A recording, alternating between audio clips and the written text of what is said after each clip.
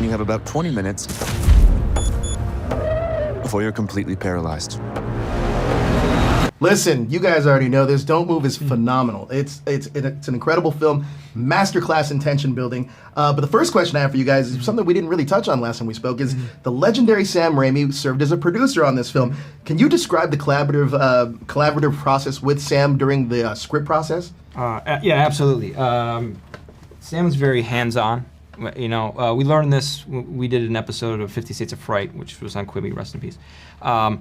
That is where we first worked with Sam. And we learned in that process that he likes to sit down and read through every single line of the script. And Don't Move is no different. We spent hours literally poring over the script, reading every action line, read every line of dialogue, and really kind of like, he gives the best, I think, script to screen notes that we've ever received. And it's basically just like knowing this movie is for an audience. That's sure.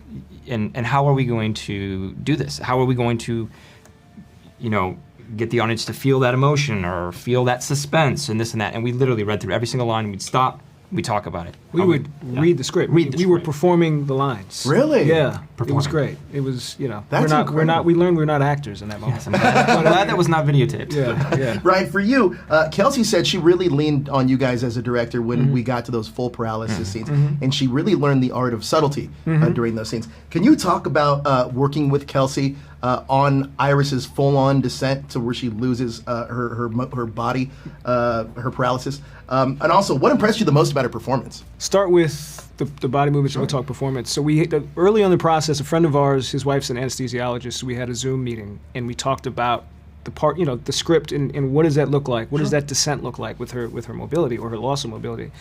And that was really instrumental, I think, for all of us to just get a sense of, like, scientifically, biologically, what does this really look like? And then we said, all right, what do we need it to look like for the film? And then when we got to Bulgaria, where we shot, we had a conversation with Kelsey. We just talked about the chapters of the script in which in this moment, this is what it's going to look like. And in this moment, this is what it looks like. We already had that all planned out, so on the day when we're shooting, we don't have to think about that. Right. Like, this is where we're at. And everybody, we already discussed at length about what this portion looks like physically. But then getting on set is a different thing, because now you're lying in the grass or sitting in the car, and then it's a matter of, like, she's probably thinking in her head, am I giving enough? Sure. Or am I giving too much? And that's where we would both, at that moment, just have to assess where we shot. What was the previous moment? What was the previous, in the story, in the fiction of our story, what was she just able to do moments ago? All right, so if she was able to do that, then now the progression looks like this. But a lot of it was just, I mean, because the script, we didn't write the script, but because it came from us and we developed it so closely, it felt like we knew every beat of it. So it was just a level of confidence we always had that we were going to nail this progression, and then a level of trust, and a level of trust on her side to just go, okay, am I giving too much? Am I not giving? And just trust us to go, yes, this is a perfect amount of movement, or you're moving too much, and guide that. So, I mean, we were grateful that she gave us that trust. And then what impressed us was that, exactly, where there's moments when we're just on her face or just on her eyes, and just, you have to feel something. You have to feel desperation. You have to feel hope.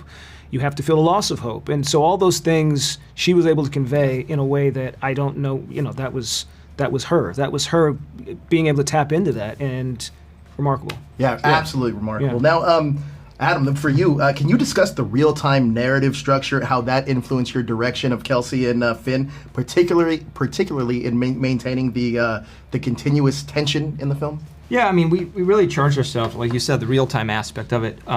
We really, when we went to kind of craft it, we sat down with our DP, Zach Cooperstein, who also shot Barbarian, and we really decided, okay, like, how are we going to live in these? How are we going to do this? Are we going to live in these moments? You know, this is not a very cutty movie. We want to, you know, build the suspense, so we wanted to be comfortable living in the moments where we're just on her face, listening to the trees, and seeing that and experiencing that, and being confident that will work.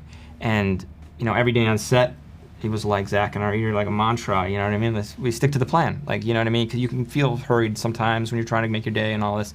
But just, you know, setting that plan of just, we're going to live in these moments, build that suspense by being there. And Zach was great at kind of like always reminding us that this is the plan. Last question I have for you guys is, can you describe the emotion and reaction as you watched Sam Raimi's positive, enthusiastic reaction from your first director's cut? Yeah, I mean, we were sitting behind the producers. We sat in the back, and so everyone was ahead of us, and we're trying to determine if the lights are down. We're trying to determine who is that keeps talking in the front. Who's talking up there? And we just realized that he was having a very strong reaction to it, a positive, strong reaction. And afterwards, it was great to hear him. He was proud. He was happy for us. I think he was excited about what it would become because obviously there was a director's cut. But hearing him just kind of gush over what it was at its current state was incredibly gratifying. Watching him actually enjoy the movie, knowing full well that we're going to get into the nitty gritty and really tighten the bolts on it, but to see him turn around and just have that big smile on his face and just be like, wow.